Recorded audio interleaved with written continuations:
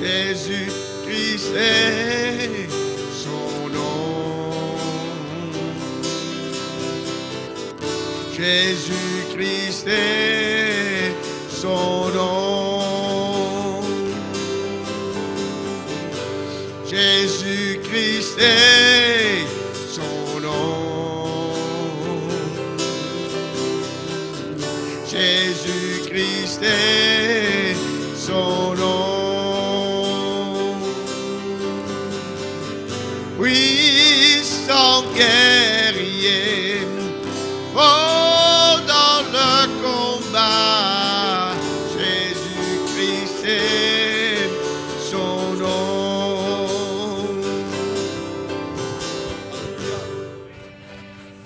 Guerrier, fort dans le combat, Jésus-Christ est son nom.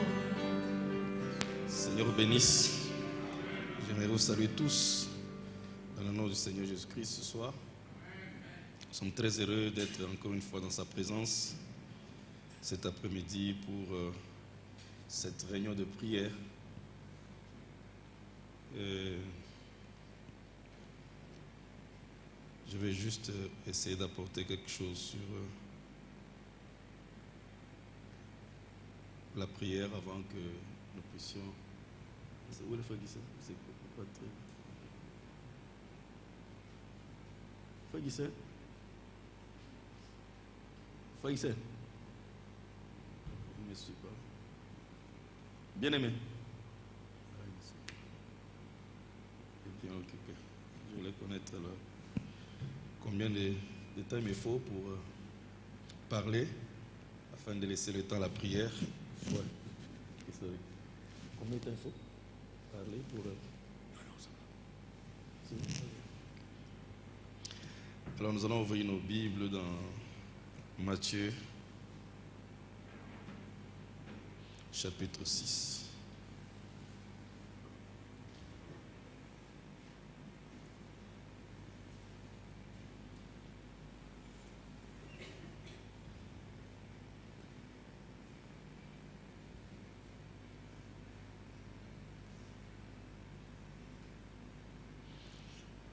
Prions le Seigneur.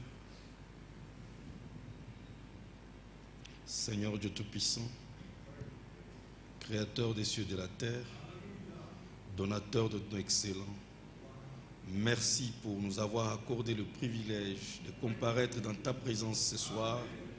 Seigneur, tu as dit que ma maison sera appelée la maison de prière. Seigneur notre Dieu, et c'est pour ça que nous sommes ici, parce que ta maison, c'est une maison de prière. Viens, Seigneur, ô Dieu Tout-Puissant, oindre, Seigneur, cet endroit d'une onction spéciale de prière pour que, Seigneur Jésus, tout ce qui est dans nos cœurs, tout ce que nous avons comme besoin, Seigneur Jésus, soit exaucé de ta part, Père. Fortifie-nous, Seigneur Jésus, par ces quelques paroles que nous allons lire. Instruis-nous, Seigneur, ô Dieu Tout-Puissant. Et laisse que, Seigneur Jésus, tu sois avec chacun de nous, tu me mets de côté, Seigneur, tu prends le contrôle de tout ce qui va sortir d'ici, Seigneur. Qu'aucune parole humaine, une pensée humaine ne sorte, mais que toi, Seigneur, tu prends le contrôle, tu parles à ton peuple, Seigneur. Laisse que ceux qui sont malades soient guéris par ta parole. Ceux qui ont des problèmes, qui reçoivent des solutions à leurs problèmes, Seigneur Jésus, au travers de ta parole. Nous croyons de tout notre cœur que tu seras avec nous du début à la fin. Parce que nous lisons cette parole avec action de grâce dans le nom de Jésus-Christ, notre Seigneur, notre Dieu. Nous avons ainsi prié. Amen. Verset 9, Matthieu 6. Voici donc comment vous devez prier. Notre Père qui est aux cieux, que ton nom soit sanctifié. Que ton règne vienne, que ta volonté soit faite sur la terre comme au ciel. Donne-nous aujourd'hui notre pain quotidien. Pardonne-nous nos offenses, comme nous aussi, nous pardonnons à ceux qui nous ont offensés. Ne nous induis pas en tentation, mais délivre-nous du malin, car c'est à toi qu'appartiennent dans tous les siècles le règne, la puissance et la gloire. Amen. Si vous pardonnez aux hommes leurs offenses, votre Père céleste vous pardonnera aussi. Mais si vous ne pardonnez pas aux hommes, votre Père ne vous pardonnera pas non plus vos offenses. Vous pouvez vous asseoir. Que Dieu bénisse la lecture de sa parole. Pendant que vous êtes assis, je vais ajouter encore un autre verset dans Matthieu 5.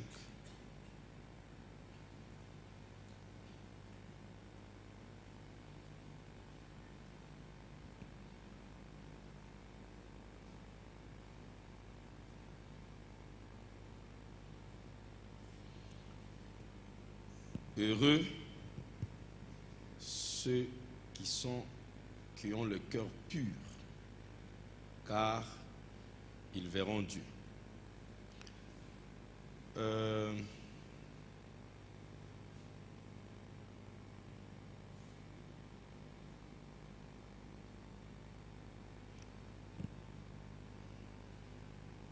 Je voulais parler sur un petit point sur la prière, juste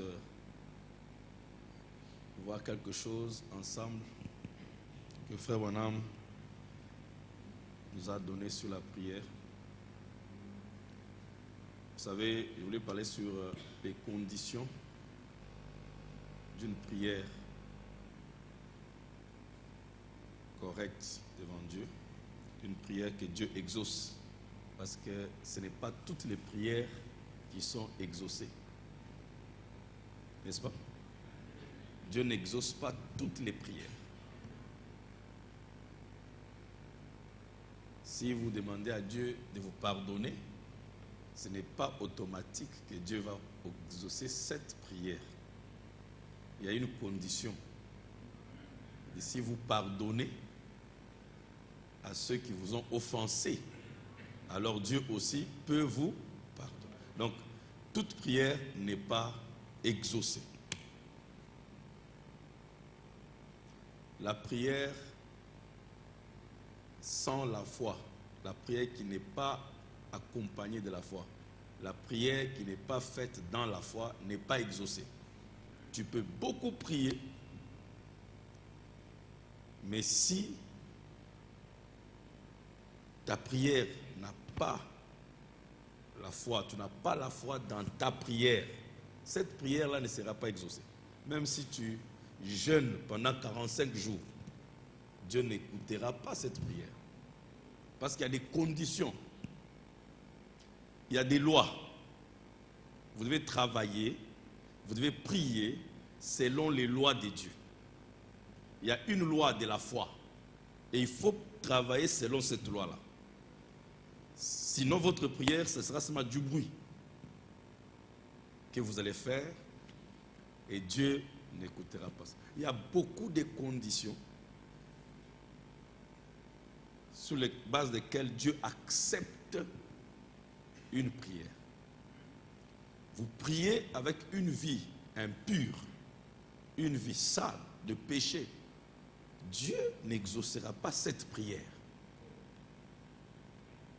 Donc il y a des conditions. Dieu a mis des conditions. C'est pourquoi Frère Branham dit ceci dans l'Ange du Seigneur. Beaucoup de vous connaissent déjà ça, mais je rappelle ça juste dans le but de ce que nous sommes en train de voir ce soir. Frère Branham dit dans l'Ange du Seigneur, il en parle dans beaucoup de prédications, mais il dit ceci en prêchant 48, le 4 mars, paragraphe 53. Quand j'étais assis dans la chambre, depuis que j'étais un petit, j'avais un appel sur moi. Et j'étais assis dans la chambre, mais cognant sur le plancher. Un être surnaturel vient marchant dans la chambre. un ange dit qu'il a été envoyé de la présence de Dieu, il dit, si tu amènes les gens à te croire, et si tu restes sincère pendant que tu pries, rien ne résistera à ta prière, même pas le cancer.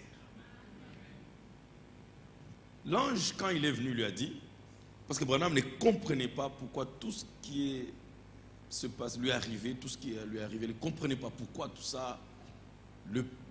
Son pasteur disait qu'il est fou, c'est des hallucinations, il est simplement troublé psychologiquement, c'est un malade psychiatre, tout ça. Et il ne comprenait pas.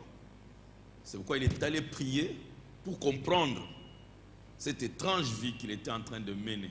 C'est à ce moment-là que cet être surnaturel entra dans la salle là où il était et lui dit, je suis venu de la présence de Dieu pour te dire que ta naissance mystérieuse et compliquée, c'est parce que tu es né dans ce monde pour amener le don de guérison à toute l'humanité. Donc vous voyez, sa mission c'était de prier pour les malades. Et il n'a jamais demandé ça. Et il ne voulait même pas de ça. Parce que lui, il voulait être boxeur, professionnel. Il a refusé, il ne voulait pas prêcher. Donc ce n'est pas quelque chose qui venait de lui-même. C'est une prédestination. Dieu l'a prédestiné à cette vie et Dieu l'a condamné à cette vie. Quand il a voulu s'échapper, se dérober de cette tâche, Dieu l'a puni pour le ramener sur le chemin que lui il voulait qu'il marche. Donc c'est Dieu, de sa propre volonté, qui veut que William Branham prie pour les malades. Alors que ça vient de lui, mais quand il donne à William Branham sa mission, il met une condition, bien que c'est moi qui veux que tu pries pour les malades, mais si tu amènes les gens à te croire. Normalement, ça devait être comme c'est Dieu lui-même qui veut, il devait seulement lui dire, non, prie, n'importe comment, tu vas faire ta prière, moi je suis là, je vais guérir. Mais Dieu met la condition, malgré que c'est moi qui tiens à ce que tu pries pour les malades, mais je m'aimerais te dire que c'est sous condition. Ce n'est pas de n'importe quelle manière tu prieras que ce sera exaucé. La condition est que, premièrement, tu amènes les gens à te croire. La foi. Si les personnes pour qui tu vas prier n'ont pas la foi, peu importe ce que tu vas faire, malgré que je te donne la puissance, malgré que l'ange sera avec toi, malgré que la colonne de feu sera avec toi, si c'est lui pour qui tu pries n'a pas de foi, c'est exclu. N'est-ce pas? Mais le point que je voulais partager avec vous, c'est celui-ci. Et si tu restes sincère pendant que tu pries, alors rien ne résistera devant ta prière.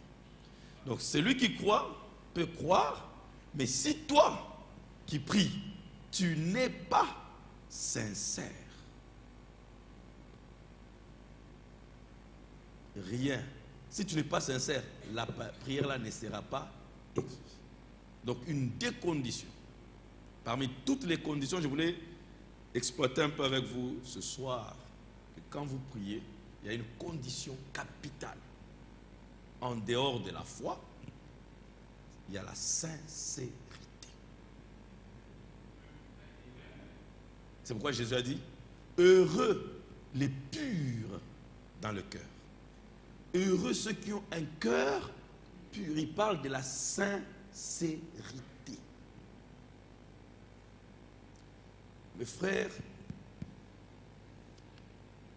c'est un petit point, mais très capital. Vous devez comprendre ça. Si vous voulez que Dieu exauce vos prières,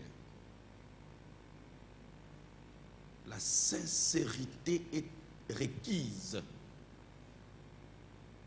dans ce que vous faites, dans ce que vous demandez. Si c'est une condition qui a été donnée à William Branham pour que la prière soit exaucée, je ne sais pas si on aura la réponse de la part de Dieu si cette condition n'est pas remplie, la sincérité. Le mot sincère, je ne connais pas très bien le latin ou comment, mais j'ai essayé de regarder, c'est partir que ça vient d'un mot de cire. La cire, vous connaissez la cire? Cirage, mais cire. Vous connaissez un peu, cire, c'est un peu le cirage un peu dur, mais on utilisait la cire dans le temps, surtout par les gens qui vendaient les objets d'art, pour cacher les défauts d'un objet. Alors on prenait la cire et on mettait sur l'objet pour cacher les défauts, un peu les crêtes, tout ça. Hein? Comment on appelle ça? Pardon? Parlez vite, parlez fort. Les pores, voilà. Couvrir les pores, tous les défauts sur. Alors quand on met la cire autour de l'objet, on vous le présente, quand vous prenez le boucher, vous voyez que c'est parfait, il n'y a pas de défauts. Pourquoi on a mis la cire? Alors, il n'y a que ceux qui étaient spécialisés, qui connaissaient, qui pouvaient soumettre l'objet à un certain test, peut-être de température, de ceci, pour voir que tout va partir et les défauts vont ressortir. Alors, quand on mettait la cire, c'est de là où quelqu'un, le terme est venu, que ça c'est sans cire, sincère. Donc il n'y a pas, what you see, that's what you get. Donc ce que vous avez là, vous voyez là, c'est exactement ça. Il n'y a pas des cires, on n'a pas mis des choses pour cacher. Donc vous avez la chose réelle. Est-ce que je suis clair là-dessus? C'est ça l'origine du mot sincère, sans cire. La chose n'est pas comme ça, mais vous cherchez des choses pour la présenter sous une image qui n'est pas réelle. C'est pourquoi j'aime tout ce qui est naturel.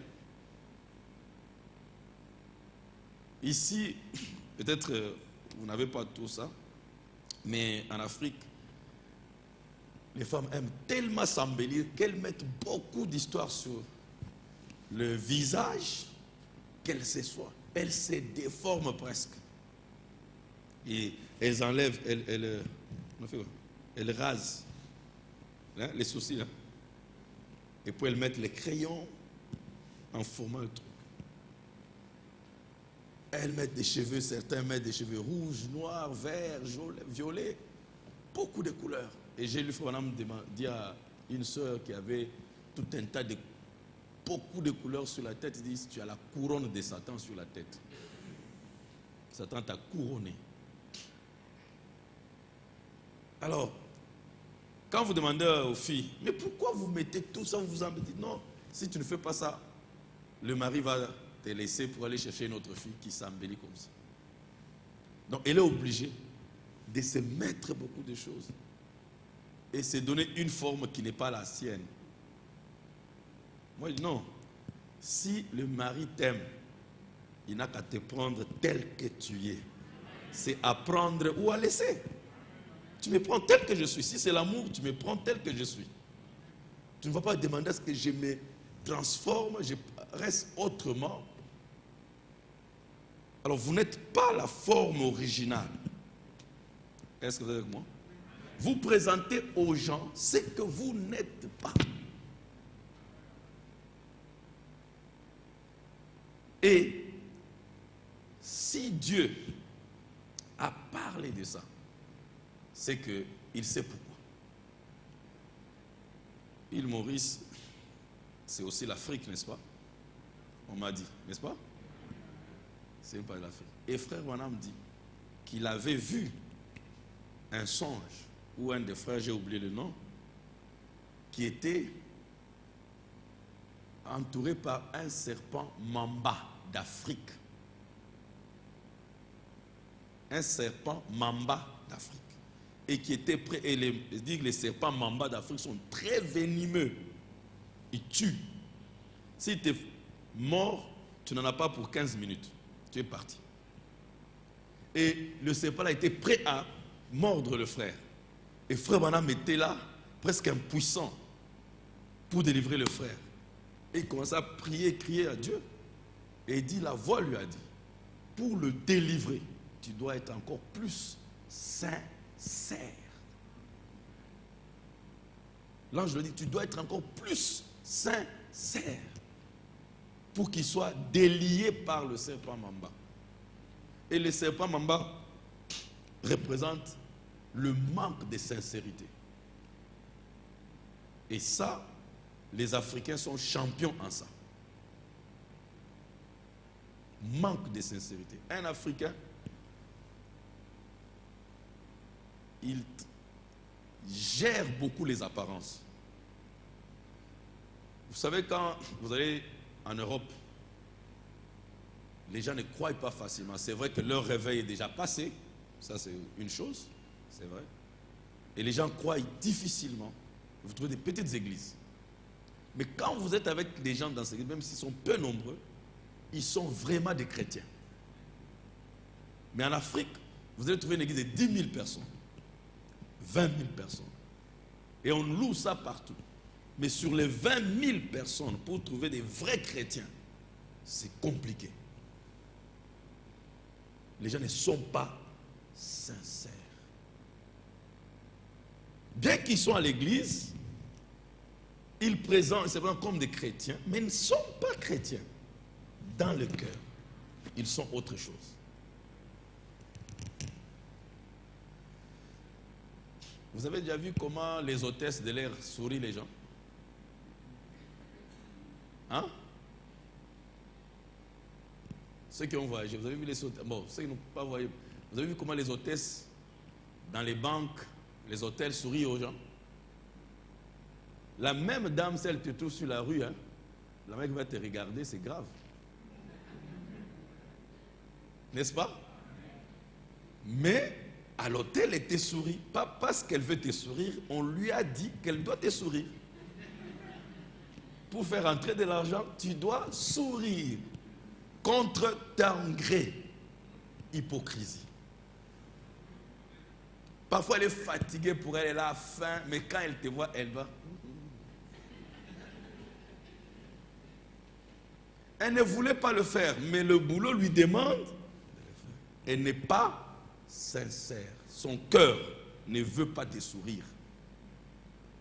Mais le boulot lui demande de te sourire. Et ce qui est grave, c'est que dans l'église, vous voyez un frère, que Dieu te bénisse. Mais dans son cœur, il ne veut pas ça. Il a un problème avec toi. Ah, que Dieu te bénisse. Hypocrisie. Je ne sais pas si je suis en train de me faire saisir. Tu ne veux pas saluer le frère. Tu sais que tu as un problème avec lui. Tu sais que tu n'es pas d'accord avec ce qu'il a dit. Mais il est là. Ah, que Dieu te bénisse, sœur. Que Dieu te bénisse. Non. Tu dois être sincère. C'est quoi la sincérité? C'est que tu dois exprimer. Il faut que ton extérieur exprime ton intérieur. Ce qui est dans ton cœur doit concorder avec ce que tu manifestes. Si tu n'es pas d'accord, dis frère Jos, je ne suis pas d'accord. Frère Jos ne va pas te tuer. Au moins, il saura que tu n'es pas d'accord. Et nous conduisons même toutes nos familles, nos enfants dans l'hypocrisie. Parce qu'on veut qu'ils fassent ce que nous voulons qu'ils fassent. Mais ce que Dieu demande, il faut que l'État de ton cœur, c'est-à-dire que tes sentiments, êtes-vous avec moi? Tes sentiments, les sentiments de ton cœur, je veux dire tes ressentis, c'est ce qu'il veut voir. Et c'est à ce moment-là seulement que lui t'exauce. Mais si tu ressens autre chose et tu exprimes par la bouche autre chose, Dieu n'écoute pas. C'est pourquoi il dit Dieu sonde les cœurs. Parce que vous dites par la bouche. Est-ce que vous êtes avec moi? C'est pourquoi il a dit si tu es sincère. Donc c'est quelque chose, frère, qui est très... Même entre nous, nous devions être sincères. Souvent, nous étouffons nos émotions, nos sentiments, pour sauvegarder notre considération ou notre relation avec notre entourage. Tu sais que tu ne veux pas ça, mais pour ne pas blesser frère Joseph, tu es obligé d'accepter ce qu'il te dit. Mais toi, tu sais que n'es pas d'accord. Et automatiquement, quand tu fais ça, tu agis contre toi-même. Parce que tu peux faire, mais tu ne seras pas réellement heureux. Même quand tu viens à l'église, vous devez vérifier ça. Quel est l'état de votre cœur maintenant quand tu es à l'église? Parfois, tu n'es pas content d'être ici. C'est ça tes ressentis. Tu n'aurais pas voulu être ici parce que ton cœur ne sent pas d'être ici. Mais pour plaire au pasteur, pour plaire à mon mari, pour plaire au diacre, pour plaire aux amis ou déjà à la congrégation, je vais quand même. Mais comme l'état de ton cœur n'est pas là, tu verras que l'église devient boring, ennuyeux. Parce que l'état du cœur est contraire. Mais tu ne sais pas l'exprimer. C'est pourquoi vous voyez, quand les gens vont dans les stades, ils se réjouissent du début à la fin. Ils ne se gênent même pas, ils ne s'ennuient pas, ce n'est pas boring. Parce que l'état de leur cœur, d'abord, est là-bas. C'est ça, les sentiments de leur cœur. Leur cœur est dans le sport qu'ils sont allés voir. Et ils sont contents du début. Tu ne trouveras jamais dans un stade quelqu'un en train de somnoler. Jamais, n'est-ce pas? Sauf à l'église. Sauf à l'église. Est-ce que vous êtes avec moi? Et ce qui se passe au stade n'a rien à voir avec la santé humaine ou la santé spirituelle, rien. Mais les gens sont debout. Les gens sont en train de sauter. Mais ici, il y a la vie éternelle. Dieu parle, mais quelqu'un dort. Quelqu'un somnole.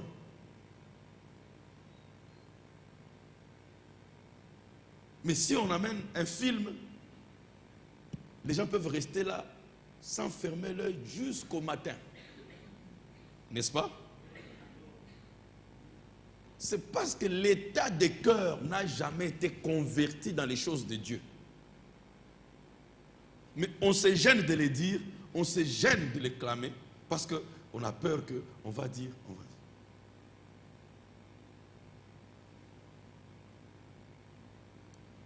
C'est pourquoi Dieu, une des conditions d'une prière qui doit être exaucée, c'est la sincérité. Écoutez, je ne vais pas vous garder longtemps. Vous connaissez très bien cette citation, je vais encore revenir là-dessus.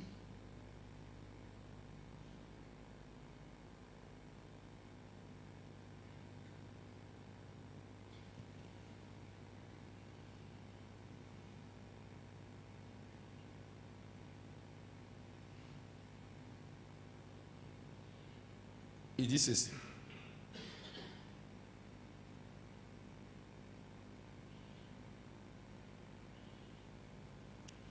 Regardez les gens qui mangent la manne là-bas à l'extérieur. Ils mangent la même, ils étaient en train de manger la même manne que le souverain sacrificateur, sous la gloire de la Shekinah, mangeait. Donc, la manne qui tombait à l'extérieur, c'était la même manne qui fut amenée dans le lieu très saint. Et il dit que ceux qui mangeaient ça dehors, la manne qu'ils mangeaient n'était pas différente de la manne que le souverain sacrificateur lui mangeait, mais sous la gloire de la Shekinah.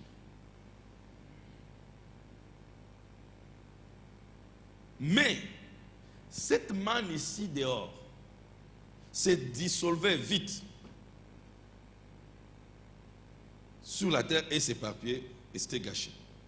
Mais dans le lieu secret caché, cela ne pouvait jamais se dissoudre et disparaître. Cela durait des années et des années. Et un homme qui marchait là-dedans, le souverain sacrificateur qui allait au-delà du voile, qui les séparait, qui séparait le lieu saint du lieu très saint, quand il marchait dedans et que le voile tombait derrière lui, cet homme, il était insonorisé. Donc, aucun bruit ne l'atteignait là-bas. Il n'entendait plus de bruit, plus de critiques, plus d'insultes. On a dit ceci contre Frère Joseph et on a critiqué Frère Joseph. Il n'entend plus rien. Si tu continues à entendre des choses contre toi, tu sais que tu n'es pas dans le lieu très saint.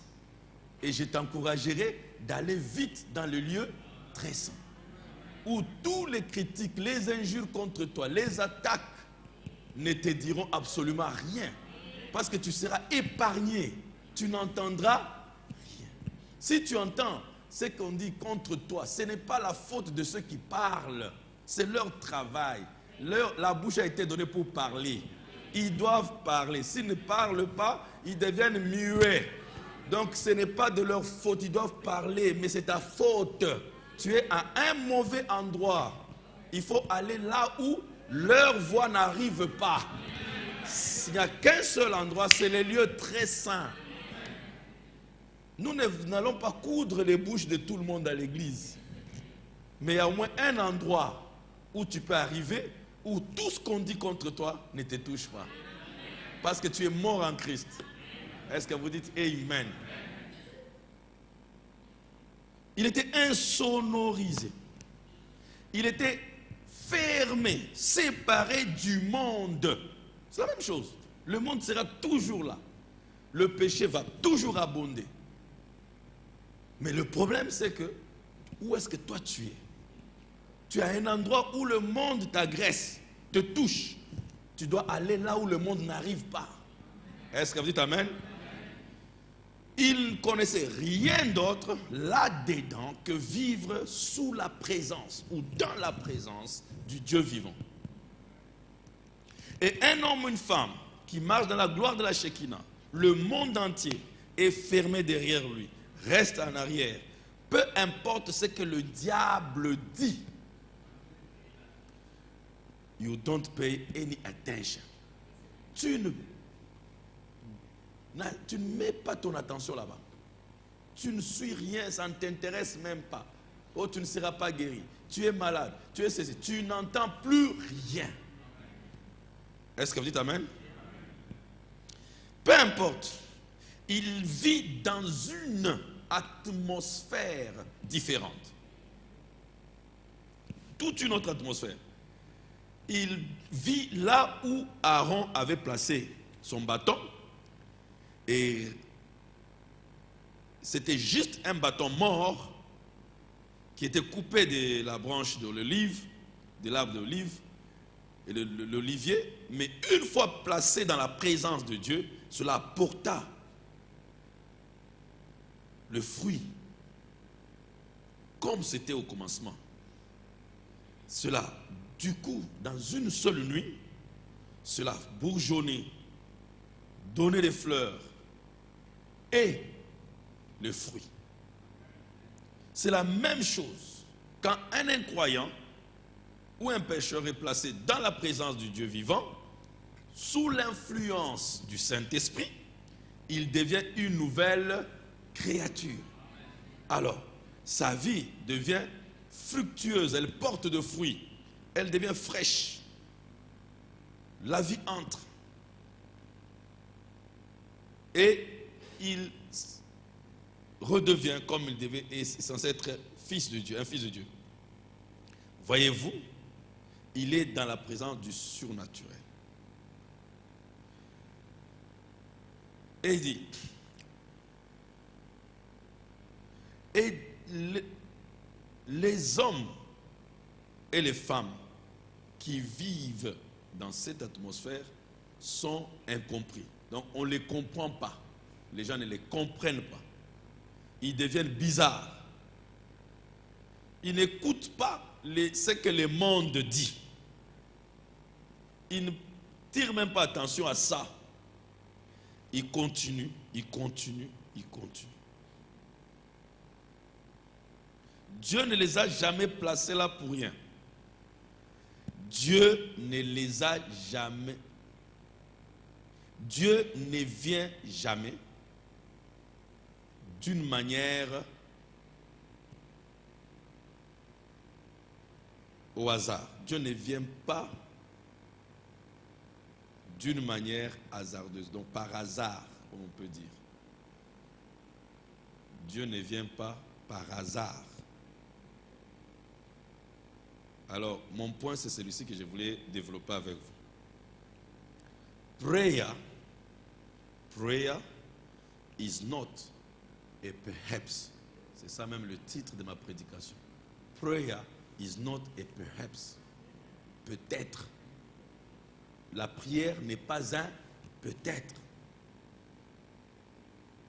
Et souvent, notre erreur, c'est que nous prions sans être sûrs.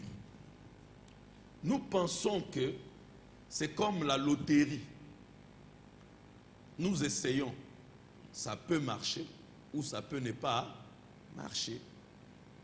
C'est pourquoi si je vous pose la question, avez-vous une liste de tout ce que vous avez demandé à Dieu?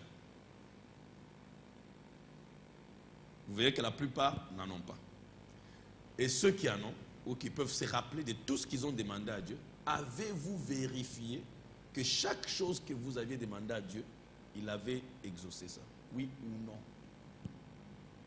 On prie, que Dieu exauce ou pas, on passe. N'est-ce pas? Que Dieu guérisse ou pas, on passe. Parfois, on cherche même des citations pour justifier pourquoi la personne n'est pas guérie par notre prière. C'est la volonté de Dieu, frère. On justifie comme ça. Oh, c'est la volonté de Dieu, frère. Pourquoi? Parce que la prière, pour beaucoup de chrétiens, est un peut-être. C'est pourquoi Branham est obligé de dire non, la prière n'est pas un peut-être. Ce n'est pas quelque chose que vous tentez. Vous êtes en train de tenter une chance. Ça peut marcher comme ça ne peut pas. Si ça marche, ok, on est content, on glorifie Dieu. Si ça ne marche pas, c'est aussi ok, on continue. Quelque chose la prière, c'est quelque chose d'incertain. Mais ça ne peut pas être quelque chose d'incertain. C'est quelque chose, quand Jésus priait, Dieu devait l'exaucer. N'est-ce pas?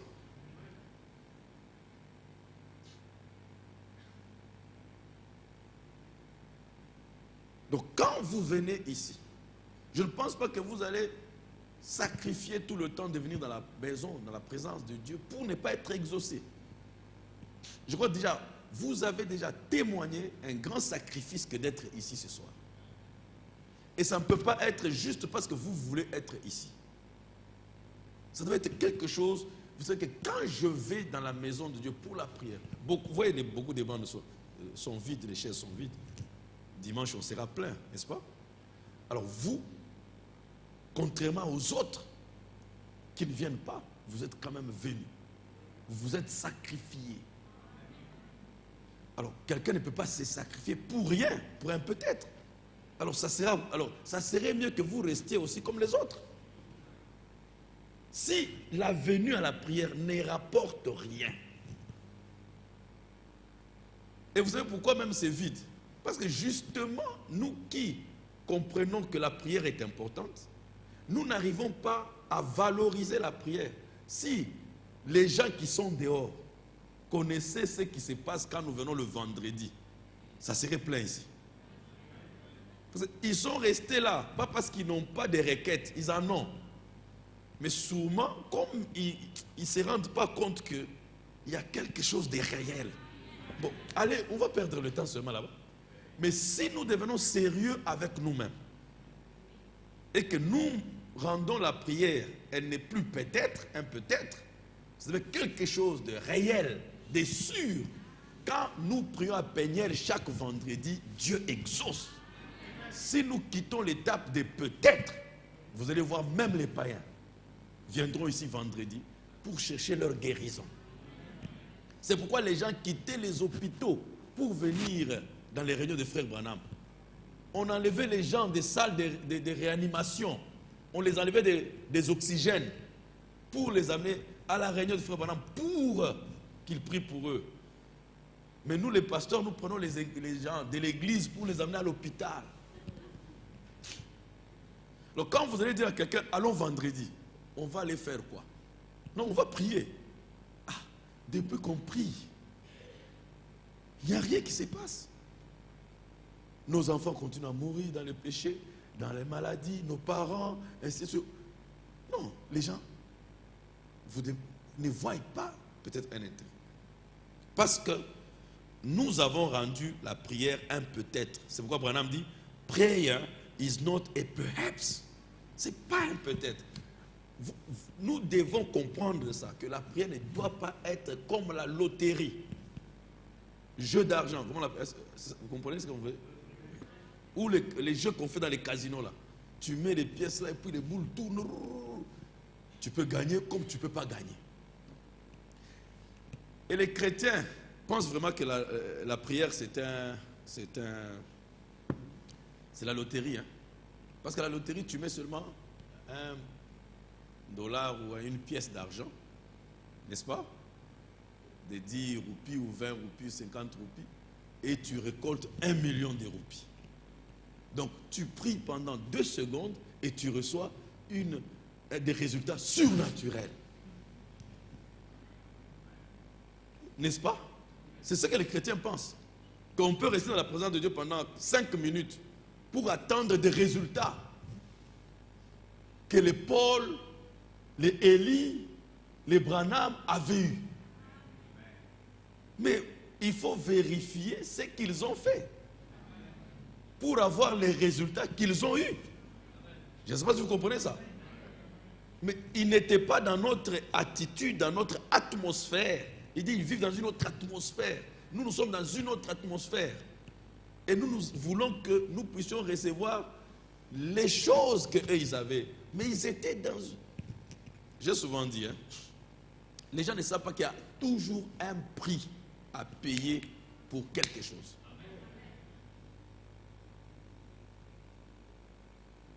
Vous allez entendre, surtout chez nous, vous entendez les jeunes là, non, moi j'ai prié Dieu, oh Seigneur, donne-moi une femme comme Méda. Et les femmes prient, oh Seigneur, donne-moi un mari comme Branham. Alors j'ai dit aux jeunes, j'ai dit, vous savez, c'est très bien, mais sachez que pour avoir une Méda, il faut un Branham. Et pour avoir un Branham, il faut une Méda. Donc ne pense pas que toi tu vas être frivole, légère, tu n'as aucune condition, tu ne sais pas par quoi Méda est passé, et tu cherches un mari de qualité ou une femme de qualité si tu es un homme. Il y a un prix qui va avec. Vous êtes avec moi? Vous pouvez voir quelqu'un qui a de l'argent et quelqu'un qui n'en a pas.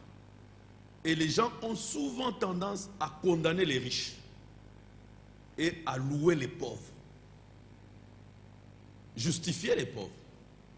Mais vous savez, quand vous suivez de près parfois, en parlant beaucoup de plus de chrétiens, vous suivez les frères, vous allez voir que les gens qui passent des moments difficiles, ils gèrent très mal leur argent. Ils sont des dépensiers. Ils dépensent n'importe comment. Ils ne savent pas qu'il y a un prix à payer pour avoir de l'argent. C'est contrôler ses dépenses. Freiner ses passions. Dès qu'il y a un peu d'argent, on dépense. Dès qu'il y a un peu d'argent, on dépense. Et on veut demain avoir de l'argent. Mais vous voyez, celui qui a de l'argent, il souffre, il dépense difficilement. Parce qu'il y a un prix à payer. C'est démontrer que les gens qui ont l'argent dépensent difficilement. Et les gens qui n'ont pas l'argent dépensent facilement. Il y a un prix, mes frères, à payer. La prière n'est pas un peut-être. Si vous ne comprenez pas ça, et vous n'incorporez pas ça dans votre vie, vous serez toujours là sans voir les résultats exacts de votre prière. Branham parle même prier jusqu'à l'exaucement. Ça veut dire quoi? Cette femme qui a suivi Jésus, Jésus l'a presque insulté, s'il faut considérer ça comme ça. Il l'a presque traité de chienne. Mais elle n'a pas arrêté. Elle a continué. Elle dit même les chiens mangent même ceux qui tombent de la table. Et Dieu était obligé d'arrêter de changer la cour de choses. Le cours de choses pour guérir et donner, exaucer la faim. Elle a tenu jusqu'à l'exaucement. Vous êtes avec moi? Mais si nous ne saisissons pas tout ça, ça sera très difficile. Très difficile. Alors, écoutez. La prière n'est pas un peut-être. C'est quelque chose de réel. Quelque chose de sûr et certain. Jésus a dit, demandez et il vous sera donné. S'il ne vous est pas donné, vous n'avez pas demandé. Même si vous avez prononcé les paroles, Seigneur, donne-moi. Si tu n'as pas eu pour Dieu, tu n'as pas demandé. Parce que le principe de Dieu, quand quelqu'un demande, Dieu lui donne. Si Dieu ne me donne pas, c'est que je n'ai pas demandé. Ça veut dire que je n'ai pas rempli les conditions de la prière de Dieu. J'ai prié, je crois que j'ai prié, mais pour Dieu, il n'a rien compris, il n'a rien entendu. Il n'a rien entendu. Frère Branham dit, si quelqu'un se retrouve devant le juge, il veut peut-être plaider sa cause, il commence à s'agiter, non, vous savez, son honneur, son excellence, et tout, il dit, le juge va être là, il est prêt à l'écouter, peut-être à le pardonner, mais comme le monsieur n'exprime rien, fait seulement beaucoup de bruit, il n'y aura rien. Et c'est ce qui se passe avec les chrétiens. Il se tient là devant Dieu, il parle, et Dieu reste en train d'attendre. Qu'est-ce que tu veux? Qu'est-ce que tu veux? Quelqu'un peut rester toute une heure, 45 minutes, il n'a rien dit. Oh Dieu, oh Seigneur, oh, il fait beaucoup de trucs, beaucoup de bruit, il raconte beaucoup de choses, et Dieu n'écoute rien. Écoutez pourquoi Dieu n'écoute pas les gens. C'est ça qu'il dit ici. Si tu es sincère pendant que tu pries, Dieu n'écoute qu'un cœur sincère. Le reste, Dieu n'écoute pas. Sachez ça, mes frères. Si vous dites une chose qui ne vient pas du cœur, c'est du charabia pour Dieu, c'est du chinois pour Dieu. Il n'écoute pas. Vous pouvez avoir arrangé des belles paroles, mais dès qu'il voit que ça ne concorde pas avec l'état du cœur, Dieu n'écoute plus. Il dit, la prière n'est pas un peut-être. Prayer is a sincere thing. La prière est une chose sincère. Nous revenons encore là. C'est une chose sincère.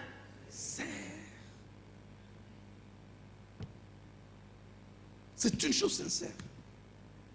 Prayer is talking to God. Is talking to God. Et Dieu n'écoute qu'un langage sincère du cœur. Prayer is not get down. C'est pas s'agenouiller. Shut your eyes. La prière, ce n'est pas s'agenouiller. Fermez vos yeux. And thinking about your washing or your work you are doing. Vous vous mettez à genoux pour prier. Vous commencez à penser à vos habits que vous allez laver ou vous aviez lavé. Ou à votre travail que vous êtes en train de faire. Beaucoup de gens, quand vous priez, dès que, oh Seigneur, vous commencez à prier, les choses commencent à vous traverser. N'est-ce pas? Oh, j'étais à Port-Louis, Bocan, l'autre là. Mais entre-temps, tu continues à parler, oh Seigneur Jésus-Christ. Mais entre-temps, Port-Louis est dans la tête, flic en flaque, et puis tu étais là-bas. Alors, vous voyez, ce que tu dis à la bouche et ce qui passe dans le cœur, c'est deux choses. Alors, Dieu écoute quoi finalement? Dieu n'écoute rien. Qui peut dire amen? C'est ce qui dit que la prière, ce n'est pas se mettre à genoux, descendre et commencer, fermer ses yeux et commencer à penser. Non. Vous devez faire concorder le cœur avec l'esprit et les paroles. Et Satan connaît ça. C'est pourquoi chaque fois que vous commencez à prier, il vous amène des choses, n'est-ce pas? Non, vous n'êtes pas les seuls. Même moi, ça se passe. C'est pourquoi la première chose à faire, c'est accorder les notes. Accorder les trois choses. Dites amen. Est-ce que vous dites amen? Il faut accorder les trois choses. Le cœur, l'esprit, donc les pensées et les paroles qui sortent. À ce moment-là, Dieu comprend votre langage. Mais si vous êtes en train de dire, Seigneur, guéris-moi, et puis dans le cœur ou dans l'esprit, vous pensez à votre chèque que vous allez retirer demain. Maintenant, Dieu se pose la question, vous voulez le chèque ou vous voulez être guéri? Je ne sais pas si vous comprenez ça. Donc Dieu ne sait plus qu'est-ce qu'il faut vous donner. Parce que pour lui, tout ce qui est en vous là, que ce soit dans l'esprit, dans les paroles, dans le cœur, c'est une requête. Mais il trouve que pour la même personne, les requêtes sont différentes. Alors il ne sait pas laquelle prendre. Si tu veux l'échec, demande l'échec. Laisse d'abord le Saint-Esprit de côté. Dis, Seigneur, j'ai besoin de l'argent là. Le Saint-Esprit, après que tu m'aies donné l'argent. Même si ça semble être mauvais, mais au moins tu auras exprimé les sentiments de ton cœur. Pas que, Seigneur, donne-moi le Saint-Esprit, mais entre-temps tu demandes 100 000 roupies. Donc, le Saint-Esprit c'est la bouche, mais le cœur veut du roupie.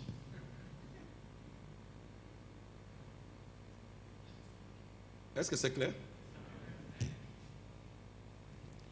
Il dit, prayer is not getting down, shut your eyes and thinking about your washing or your work you are doing.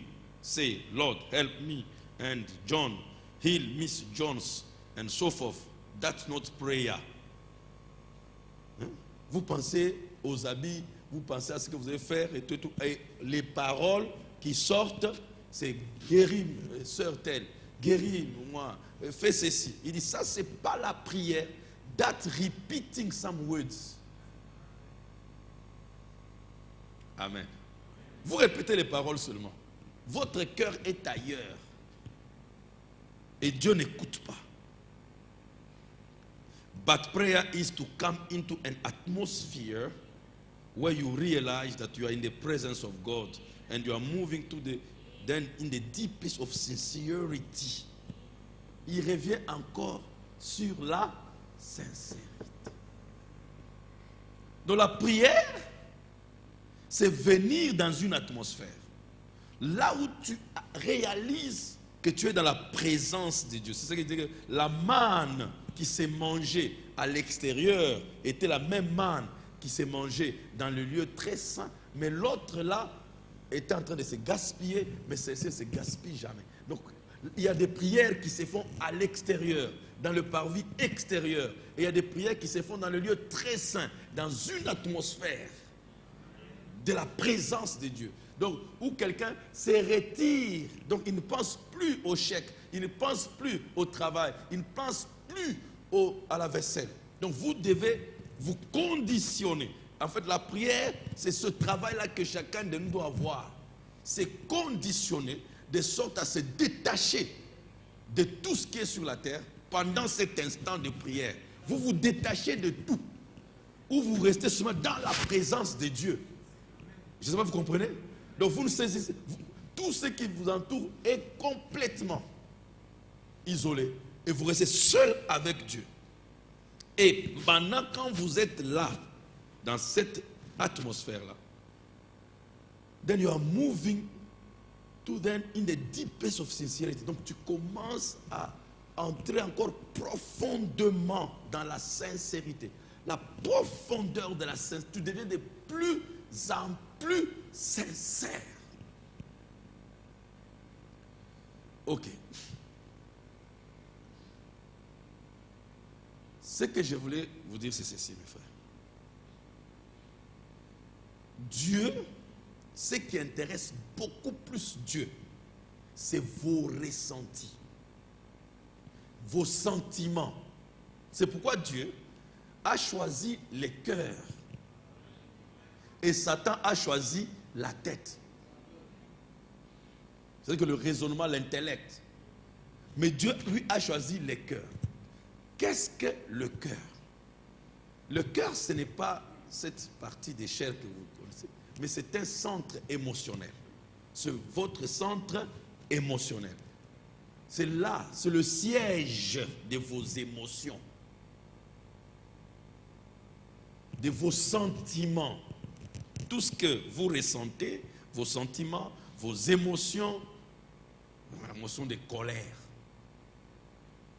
l'émotion de la peur, toutes ces émotions, leur siège, c'est ce qu'on appelle le cœur. C'est pourquoi on vous appelle un être vivant. Un être veut dire un état, quelqu'un qui est dans un état, une existence. C'est ça qui fait vous. Et l'état vous définit, fait votre vie. Vous êtes, je suis. C'est un verbe d'état. Donc vous êtes, ça exprime ce que réellement tu es. Nous ne sommes pas des avoirs humains. Nous ne sommes pas définis par ce que nous possédons. Nous sommes définis par ce que nous sommes. Notre état, c'est ça qui fait de nous, nous. C'est pourquoi vous pouvez posséder des millions de dollars, mais vous ne serez jamais heureux. Et la majorité de tous les riches ne sont pas heureux. Et l'homme accumule des biens. Et tout le monde court après l'accumulation des biens. Et le monde aujourd'hui est programmé, a programmé tout le monde à la poursuite des biens. Je disais au pasteur Nanda, quand on était là à la maison, je me rappelle, il y a quelques temps, quand je venais, la première fois quand je suis venu, Jemina était toute petite là. J'aimais jouer avec elle dans mes bras et tout ça. Et son frère, Ruben, ils occupaient les chambres là et tout ça. Maintenant, on causait avec frère Nanda, il me dit, bon, tu vois maintenant, même les salons là où tu es assis là, si tu n'es pas venu, on n'allait pas s'asseoir ici. On ne s'assoit jamais ici maintenant. On est toujours en haut. J'ai dit, tu vois, Tu t'es battu pour construire toute cette belle maison et grande maison. Maintenant, elle reste vide. Les gens pour lesquels tu as construit, allez, ils ne veulent même plus rester avec toi. Alors je commençais à dire, ah, tu me donnes une leçon. Hein. Je comprends que tout est vanité ici sur la terre. Donc après qu'on ait souffert, on a souffert et puis après ça reste comme ça. Ah non. Donc c'est pour vous dire que on nous a programmés. Vous êtes avec moi? Que plus nous possédons, plus nous devenons heureux. Et c'est ça. C'est pourquoi que quand tu n'as pas, tu vois que tu n'es pas content.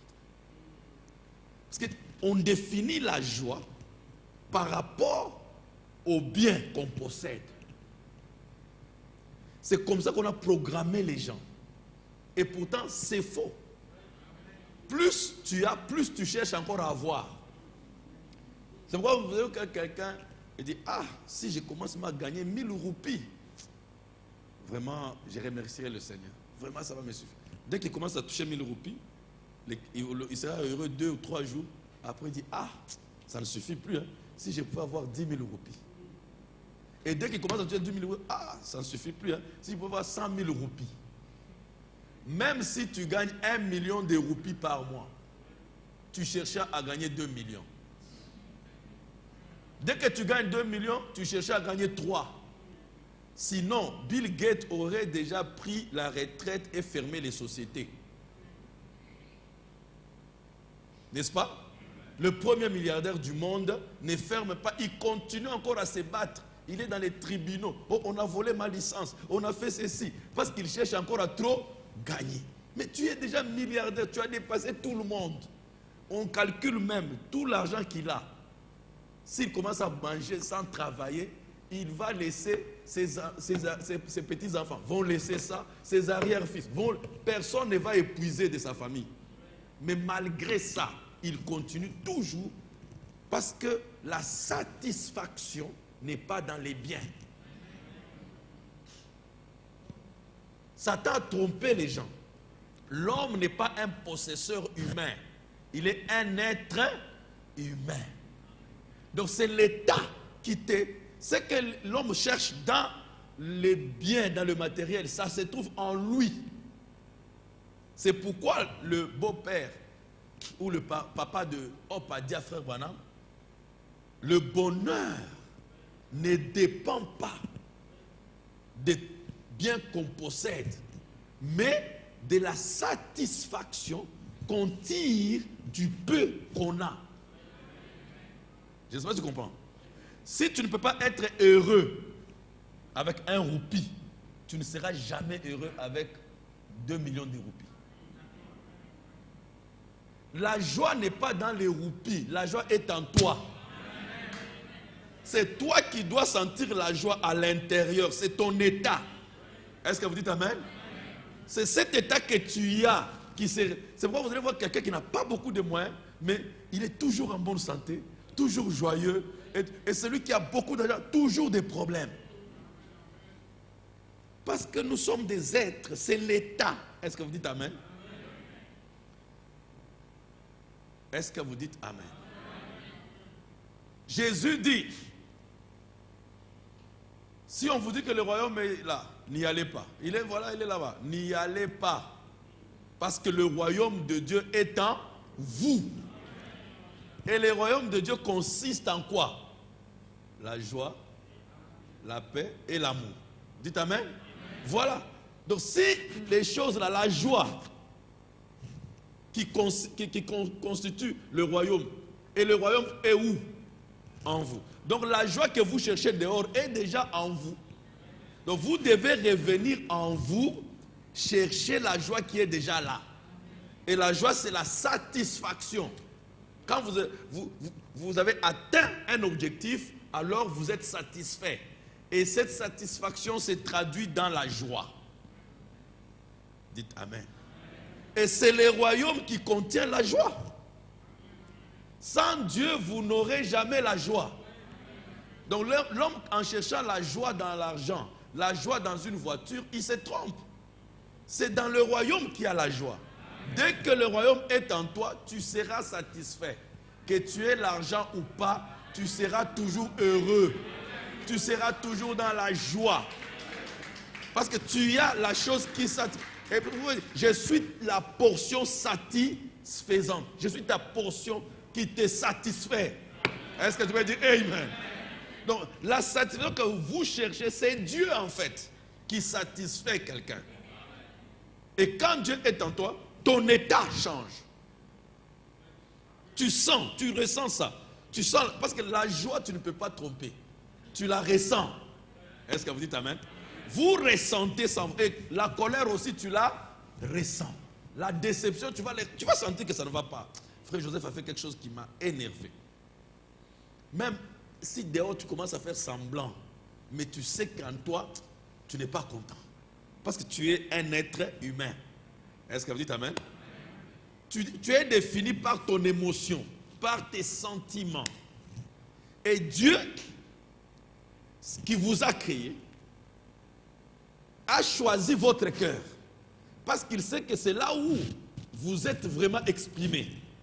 Tout s'exprime dans votre cœur. Ce que vous êtes réellement, c'est dans votre cœur. Si vous êtes satisfait de lui, votre cœur le dira. Si vous n'êtes pas non plus satisfait de lui, votre cœur aussi le dira. La manière que vous vous ressentez quand vous lisez le message, vous n'allez tromper personne.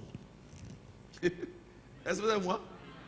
Si votre cœur est dans la joie de lire le message, vous ne tromperez personne. C'est interne, tu sens ça.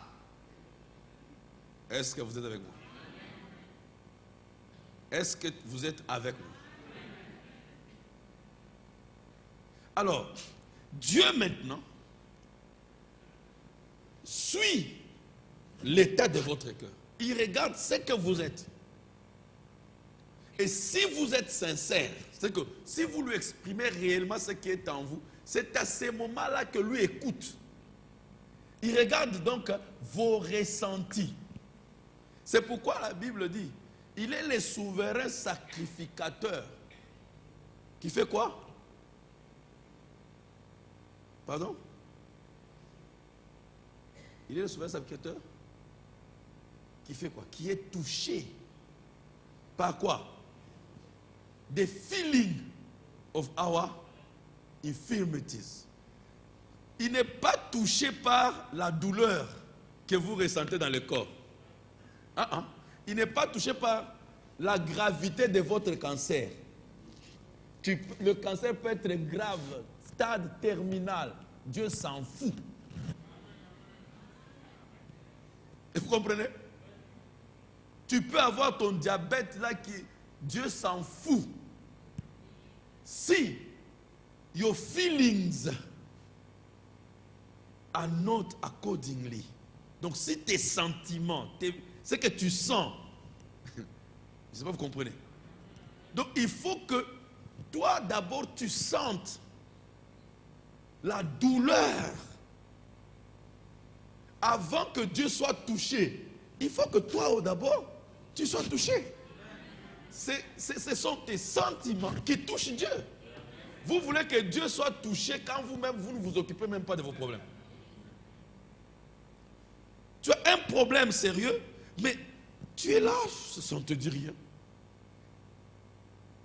Tu sais au moins que non, j'ai besoin d'être guéri. Mais ton état ne l'exprime pas. Je ne sais pas si vous saisissez quelque chose. Peut-être que je ne m'exprime pas très bien, mon français est très pauvre, mais j'espère que le Saint-Esprit va vous faire saisir ça. Imaginez-vous, je suis très malade. Je veux que Dieu me guérisse. Mais au fond de moi, il n'y a pas ce sentiment-là d'urgence. Je ne ressens pas réellement que j'ai vraiment besoin d'être guéri. Mais je tiens à ce que Dieu me guérisse. Vous voyez, l'état de mon cœur montre à Dieu que je ne cherche pas la guérison. Même si, oh Seigneur, guéris-moi. Mais il sait que mon état, mon cœur, exprime autre chose. Mais quand je suis vraiment dans le besoin, ça va se ressentir dans mon cœur. L'état de mon cœur l'exprimera. Je les chercherai. C'est là où vous voyez quelqu'un dit desperation, poussé à bout. Et c'est seulement quand l'homme entre dans cette atmosphère-là que ça bouge Dieu. Dieu est obligé de descendre. Mais quand la prière est superficielle, êtes-vous avec moi? Quand la prière est superficielle, Dieu n'exauce pas. C'est ça que Branham est en train de nous montrer. Nous devons nous conditionner de sorte que Dieu entende par nos paroles l'état. Et quand l'état du cœur est tellement pur et sincère et direct, parfois tu n'as même pas besoin d'ouvrir la bouche. Il dit, avant qu'ils ouvrent la bouche, j'exaucerai. C'est ce qu'il dit à Daniel. Depuis le temps où tu as eu à cœur de comprendre, ta prière a été exaucée. Que tu as eu à cœur, sentiment, encore une fois. Depuis que tu as ressenti cette urgence, ce besoin profond, dans toute sincérité, Seigneur, tu descends dans ton cœur, les gens peuvent regarder dehors, ils trouvent quoi que je suis un chrétien, mais tu connais mon cœur, tu sais que je ne suis pas un chrétien. Tu sais ce qui est dans mon cœur, Seigneur. Tu sais que je ne t'aime pas comme je devais t'aimer. Ça, c'est quelque chose. Donc, tu dois faire ressentir ça à Dieu. Tu sais que je n'arrive pas à vivre cette parole. Tu sais que je force. Tu sais que je suis hypocrite. Quand je suis seul, Seigneur, tu sais. Les gens peuvent voir l'extérieur comme ça, que c'est une bonne sœur. Mais moi-même, je me connais, Seigneur.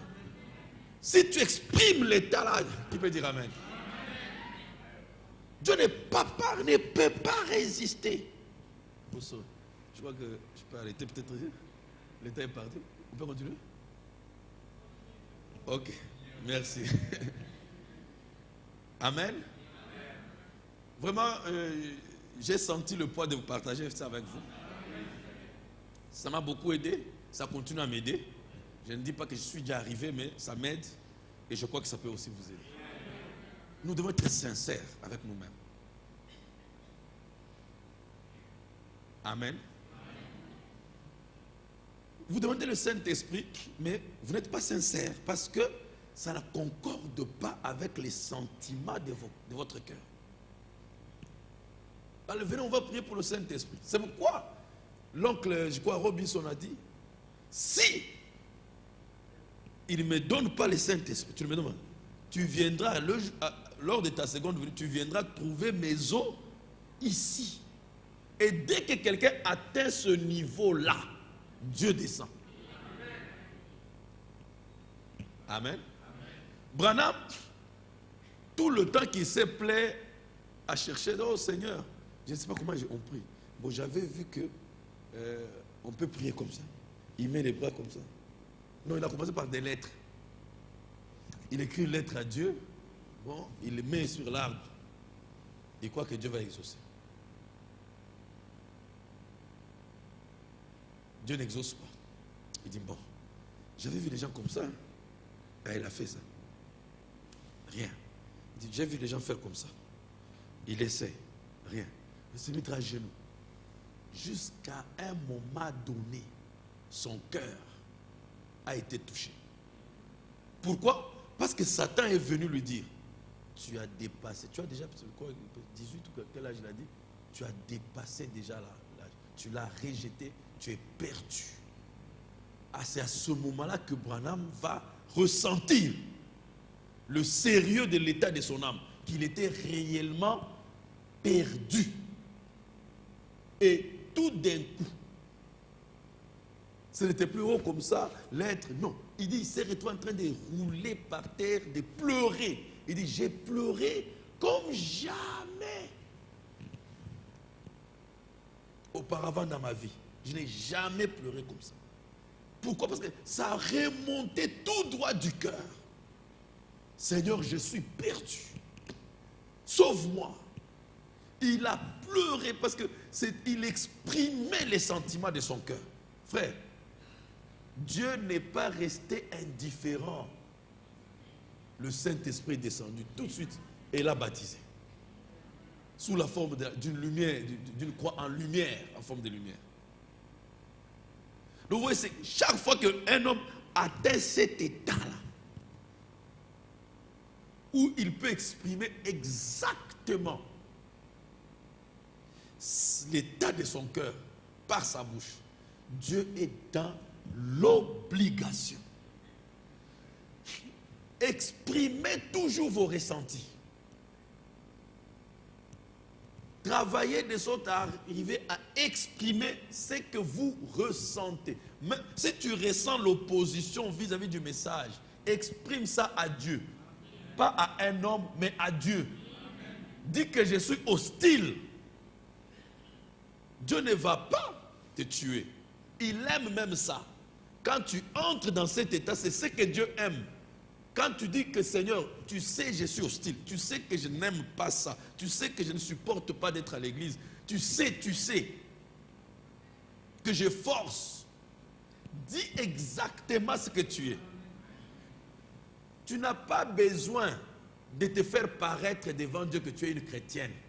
Tu n'en es pas.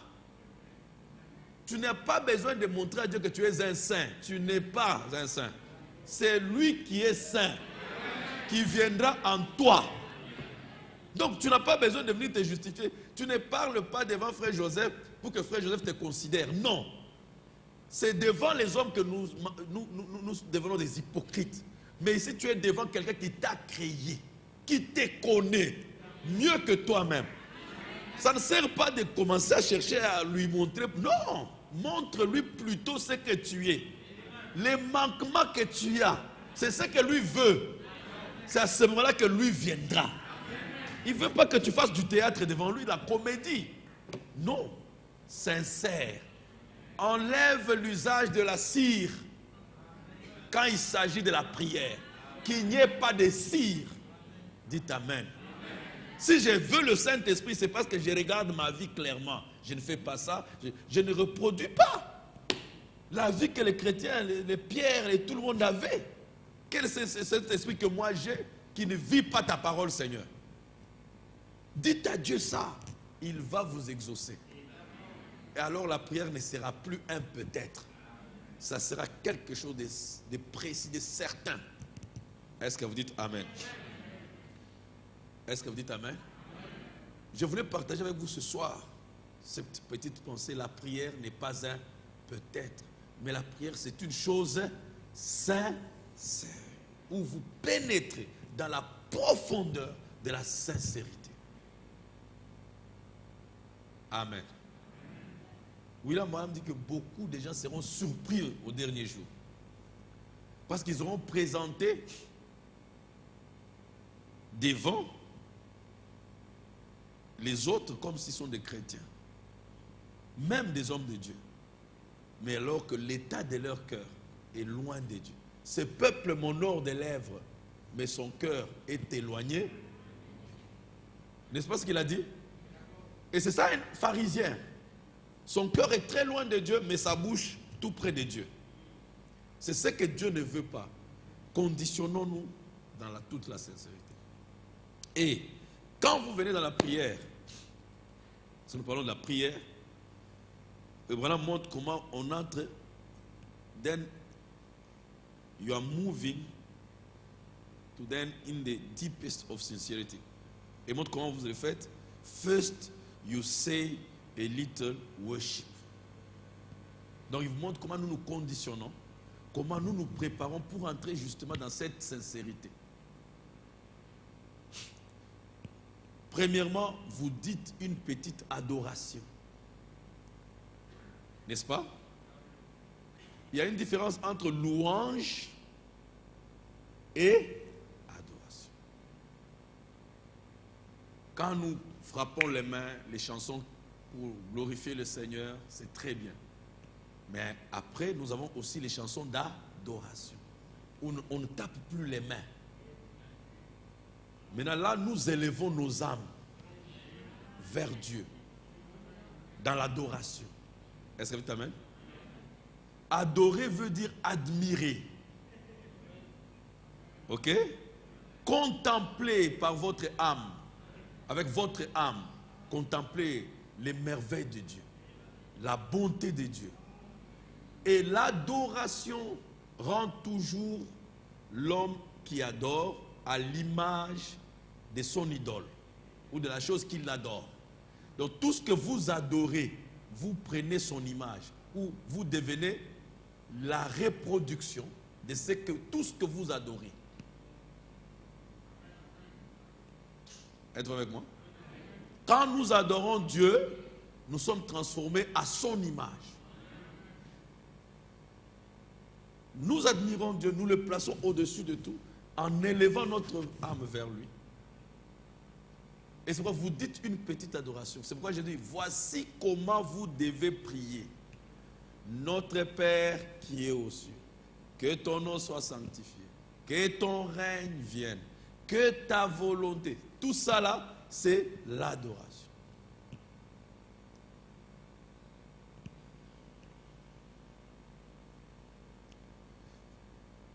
First you say a little worship. Premièrement, vous dites un mot d'adoration. Une petite adoration. Oh Jéhovah, combien je t'aime. You see it? Donc frère madame nous montre comment entrer en prière sincère. Vous commencez par une petite adoration. On dit, oh Jéhovah, combien je t'aime. Toutes les paroles d'élévation, vous l'élevez, vous montrez sa grandeur, qu'il est miséricordieux, il est plein de grâce, il est plein d'amour. Est-ce que vous dites amen? Quand vous faites tout ça, c'est l'adoration. Vous commencez d'abord par adorer, l'élever. Notre Père qui est aux cieux. C'est ça la formule qui veut dire amen. Quand vous l'élevez, pas directement, prions le Seigneur. Seigneur Jésus-Christ, tu sais que j'ai besoin de l'argent. Guéris-moi, Seigneur. Il faut voir que ce n'est pas ton garçon de course. Dieu n'est pas un garçon de course que tu envoies. Tu dois d'abord venir avec respect. Tu l'élèves. Qui peut dire amen? C'est ce que Jésus a dit. C'est plus tard qu'il dit, donne-nous notre pain quotidien. C'est plus bas que tu commences à faire tes demandes. Mais beaucoup de nos prières, c'est plein de demandes, pas d'adoration. Et vous savez, chaque fois que vous adorez Dieu, il vient en vous. Sa présence vous oint.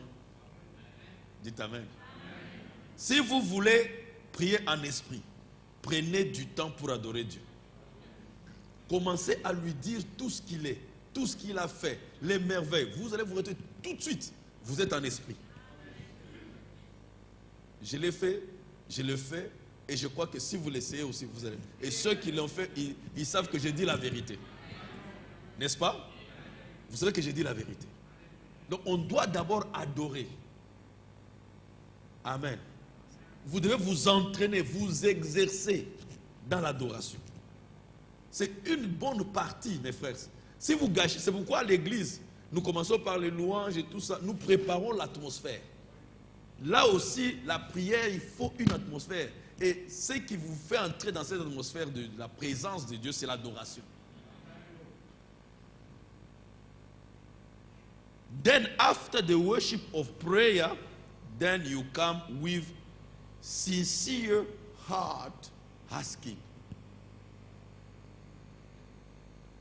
Ainsi, après l'adoration de la prière, alors vous venez avec un cœur sincère, demandant. Donc voilà un peu, frères, mes sœurs, ce que je voulais partager avec vous. Que quand nous approchons de Dieu, sachons que la prière a des conditions pour être exaucée. Il y a la foi, il y a la pureté de la vie, la sainteté, il y a la pureté du cœur, il y a la sincérité. Amen. Si nous pouvons comprendre et nous exercer là-dedans, peut-être ça ne viendra pas automatiquement aujourd'hui, mais on doit apprendre à s'exercer. Plus on s'exerce, amen, plus on devient maître l'art de l'adoration et de la prière. Que Dieu vous bénisse.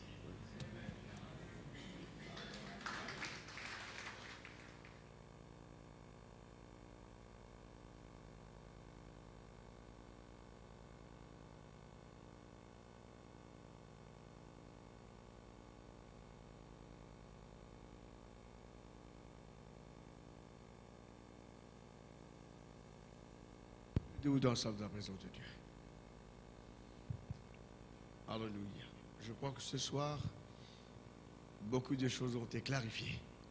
Amen. C'était bien, c'est très bien. Et c'est le ministère que Dieu a mis là pour nous aider. Amen, nous aider à comprendre bien l'adoration. C'est quoi l'adoration, c'est quoi la prière. Et ça m'a aidé ce soir. Je dis franchement, je suis sincère. Amen. Il y a beaucoup de choses que je ne savais pas, j'ai su ce soir. Pas seulement pour moi, mais pour vous aussi. Amen. C'est bien d'être sincère. L'hypocrisie ne nous amènera nulle part. Amen. Il faut être sincère avec Dieu. Et ce soir, c'est bien de commencer par moi-même. Amen. Individuellement, je crois que Dieu nous a parlé. Amen. C'est bien d'être sincère. Parle à Dieu si tu es un menteur, dis Seigneur, je ne peux pas m'en passer des mensonges. Seigneur, aide-moi. Amen. Soyez sincères envers vous-même, envers Dieu, et Dieu va vous bénir. L'hypocrisie ne nous amènera nulle part. Je veux que ce soit sincèrement, Dieu nous a parlé. Amen.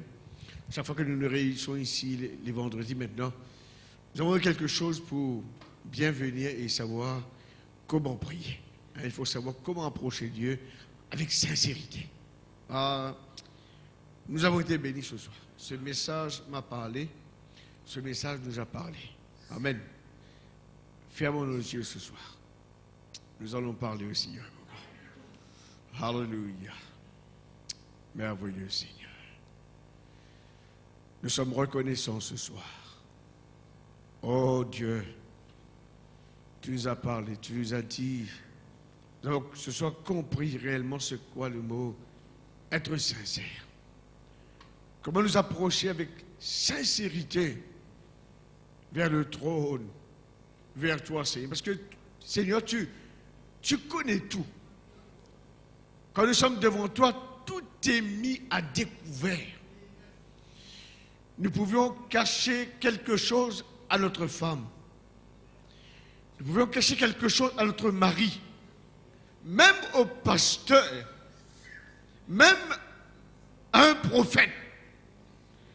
Mais pas à toi. Devant toi, Seigneur, tout est mis à découvert.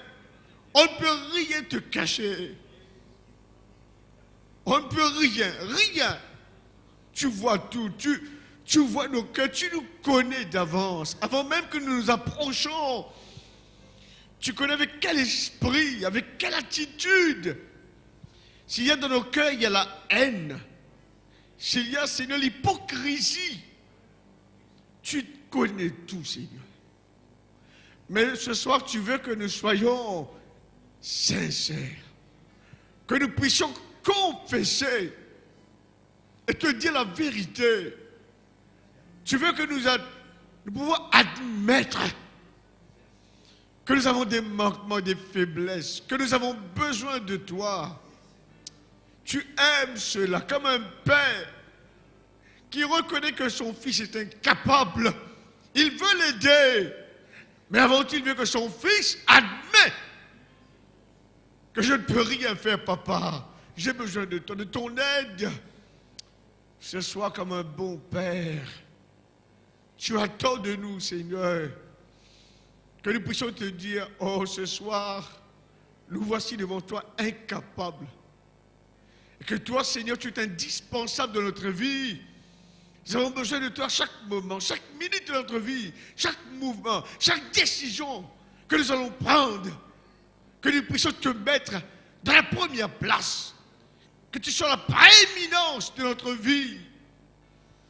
Oh, ce soir, merci de m'avoir parlé, Seigneur. Merci de nous avoir parlé. Je ne vais pas demander à personne de lever les mains. Tu connais nos cœurs ce soir. Seigneur, tu connais déjà, tu nous vois. C'est pourquoi, Seigneur, comme l'a dit le prophète, tu nous regardes au travers de ton sang. Parce que si tu nous regardes comme ça même, nous sommes des incapables. Mais tu nous regardes au travers de ton sang et tu nous vois plus blancs que la neige. Oh, ce soir, merci pour ta grâce. Oui, je veux bien dire la grâce, Seigneur. Des choses que nous ne méritons pas, mais ta grâce nous a admis en ta présence. Ce soir, Seigneur, c'est bien. C'est bien de nous avoir parlé comme ça. C'est pas que nous voulons toutefois des réunions, là nous pouvons crier, chanter, non. Mais il nous faut aussi des réunions comme tu nous parles comme ça, cœur à cœur, bouche à bouche. Et tu m'as parlé ce soir, tu nous as parlé pour notre bien, pour notre progrès spirituel, afin que maintenant nous sachions comment nous approcher et prier avec un cœur sincère. Oh, alléluia! Merveilleux, merveilleux. Merci pour ta présence. Oh, alléluia. Alléluia. Merci pour ton serviteur ce soir. Merci pour le don, l'instrument que tu as choisi pour nous parler, Seigneur. Nous sommes reconnaissants pour le don. Alléluia. Oh Saint-Esprit, descends parmi nous, Seigneur. Alléluia. Alléluia. Descends sur mon âme, dans ce petit cœur ce soir. Alléluia. Descends sur mon âme. Descends sur mon âme. Esprit Saint de grâce et de paix, je trouve à tes pieds repos si parfait. Esprit Saint descend sur mon âme.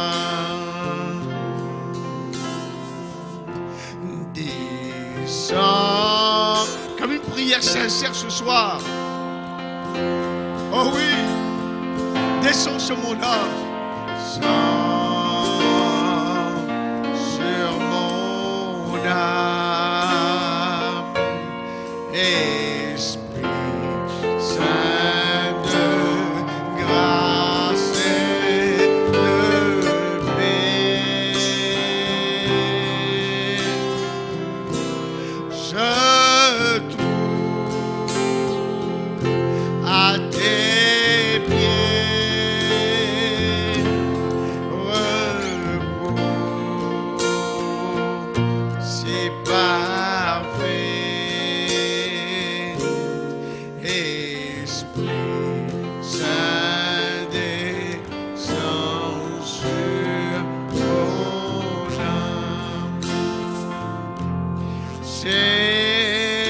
Seigneur, je viens à toi, pose ta main percée sur moi, laisse ta puissance couler et je serai guéri.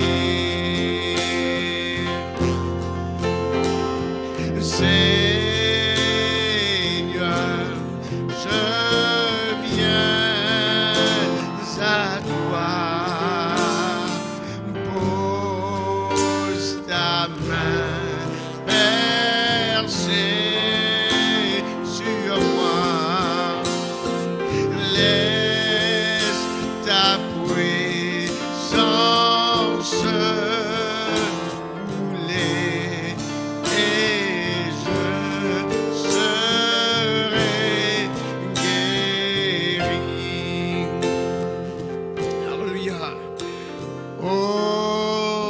Saint-Esprit,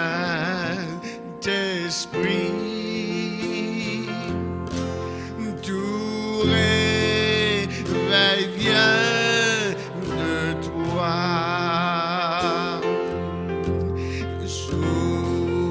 Soufflant mon cœur et fais ton œuvre en moi. Le livre saint m'en a fait la promesse. En t'attendant, je prierai sans cesse. Oh Saint-Esprit, oh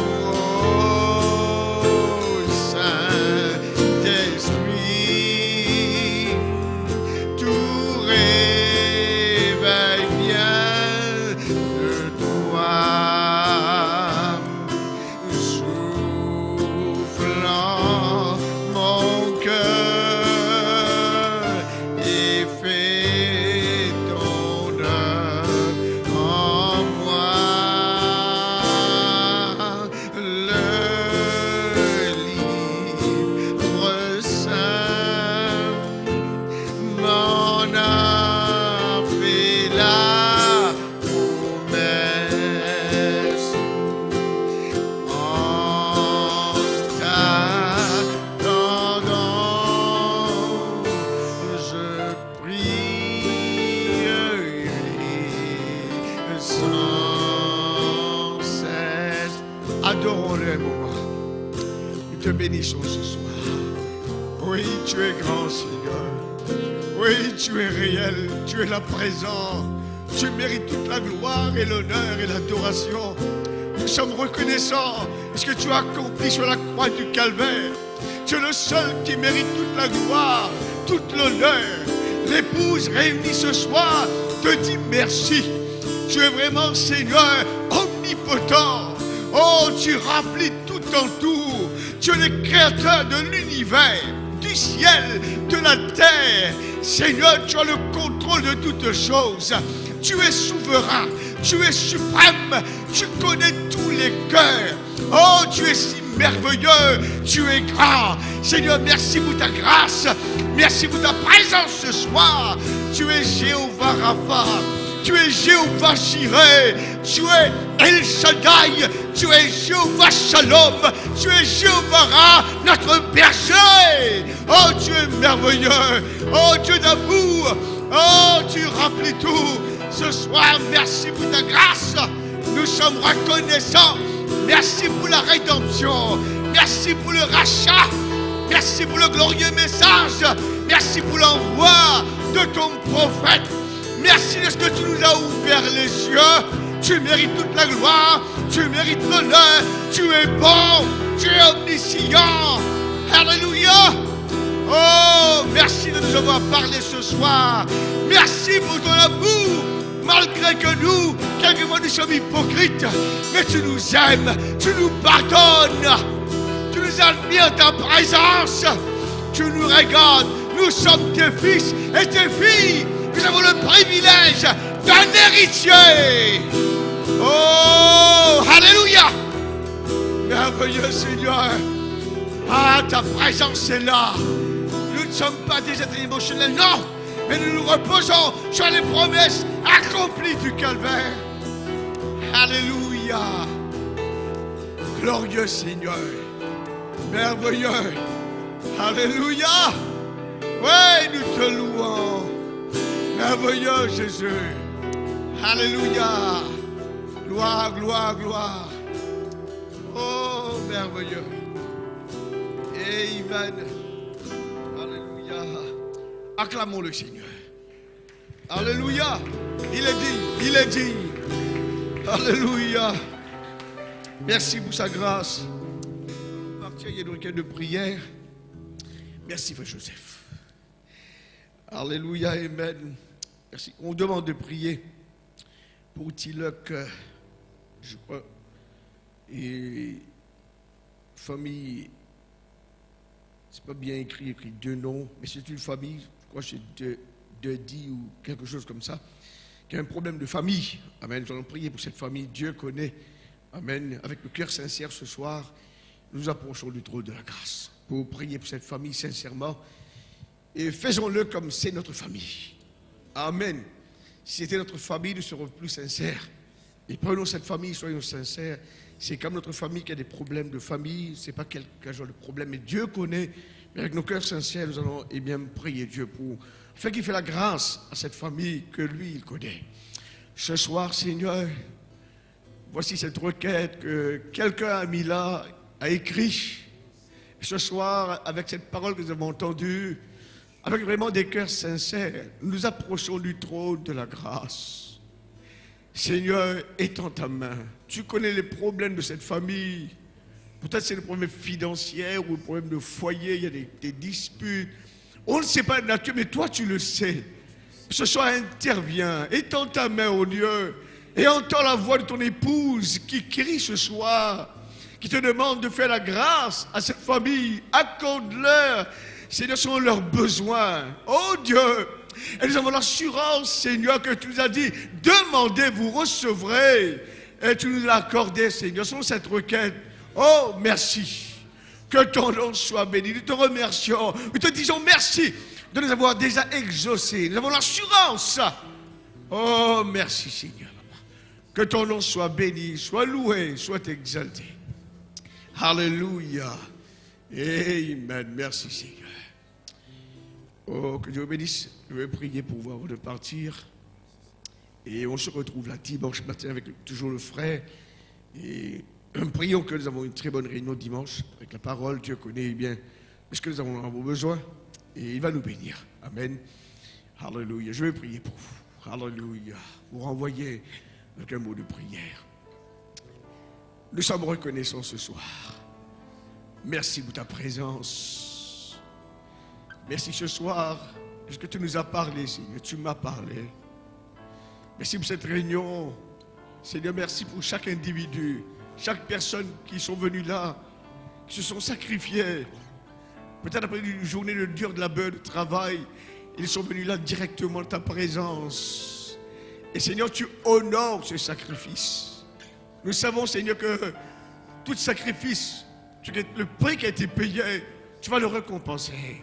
Ce soir, bénis tous ces bien-aimés qui sont venus là et Seigneur, merci pour ta grâce, ta parole qui nous a bénis. Seigneur, tu bénis ton serviteur qui s'est dépensé, mais tu le fortifies avec ta grâce. Et aussi physiquement, tu lui donnes l'énergie, la force, le courage de se préparer encore. Et nous te confions aussi la réunion que nous aurons dimanche. Bénis ton serviteur et inspire-le avec le message approprié. Parce que toi, tu connais les cœurs, il ne connaît personne, il ne connaît aucun cœur. Mais toi, tu connais nos besoins. Parce que nous avons besoin pour notre progrès spirituel.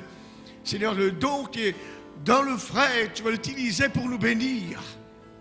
Seigneur, merci pour ta grâce. Merci comme tu nous as amenés là, Seigneur. Tu vas nous retourner à la maison. Seigneur, merci pour les transports.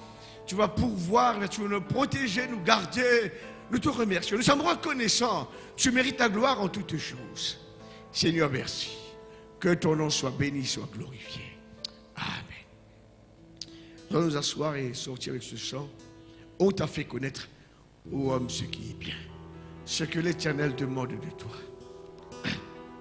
Alléluia, c'est ici où il faut sortir. On t'a fait connaître, ô homme, ce qui est bien,